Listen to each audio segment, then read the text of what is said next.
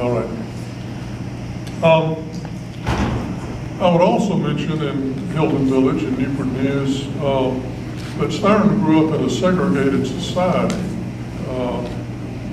And certainly it was the era of Jim Crow. It was a time when black people rode in the back of the bus. It was a time when there were separate drinking fountains and restrooms.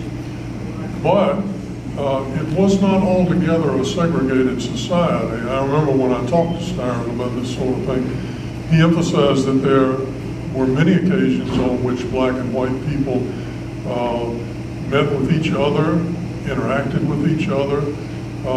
He mentioned especially and remembered the classical music concerts at Hampton, what was then Hampton Institute, is now Hampton University, that he went to with his parents, and black and white people would mix together in the audience and would come together to hear classical music.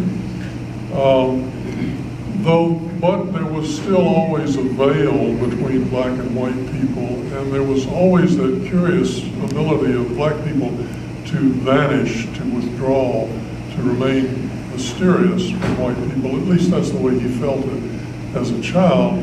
And so that created in Styron a great curiosity about black people and their world and their culture that he investigated in his fiction and other writing later on.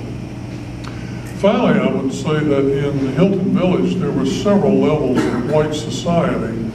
Everyone who lived in Hilton, in the village, was white.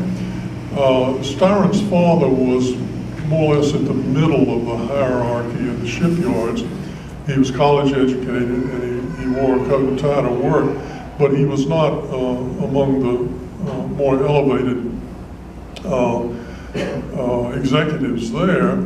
And so the Styrons did occasionally go to the country club, and Styron would go with his friends there for parties, but he had a lot of friends whose fathers were ship fitters and joiners and plumbers.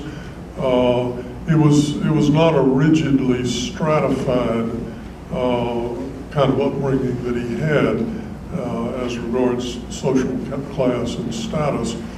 And I think that gave him a knowledge of a lot of different levels of society and a curiosity about how those people lived. I think you can see it in his writing.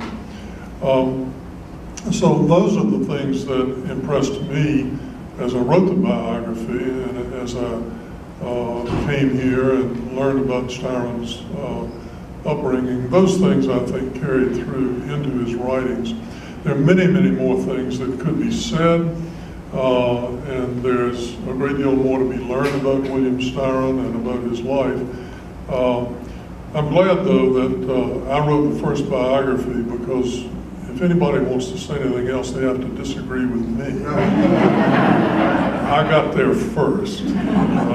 And I might also say I'm glad I published that biography while Styron was still alive, so that he could see it and hold it in his hand and know that it had been published.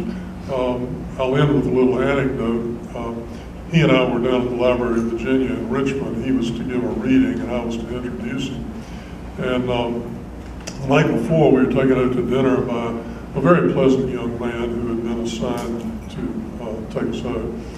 And so this young man had prepared, and he had read a great deal of Styron's writings, and so he directed most of his conversation toward Bill. But toward the end of the evening, he realized that he'd sort of left me out, and so he decided he'd better ask me something or the other. And so the biography by that point had been published.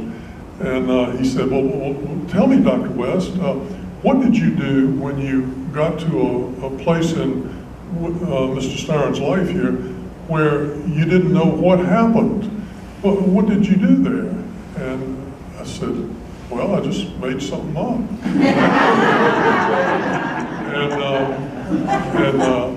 And so Styron's rejoinder as he sat across the table from me was, yes, those were the parts of the biography that I enjoyed the most.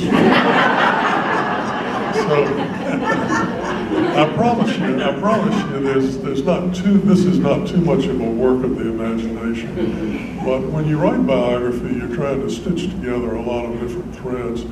And after that evening, I went back and I looked at some pages of the book, and I read down, and I said, "How did you know that?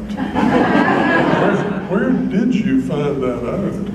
And but I think it's mostly true with maybe only a few stretchers. And read Styron first, and if you continue to be curious, I hope you will read the biography and enjoy it. Thanks.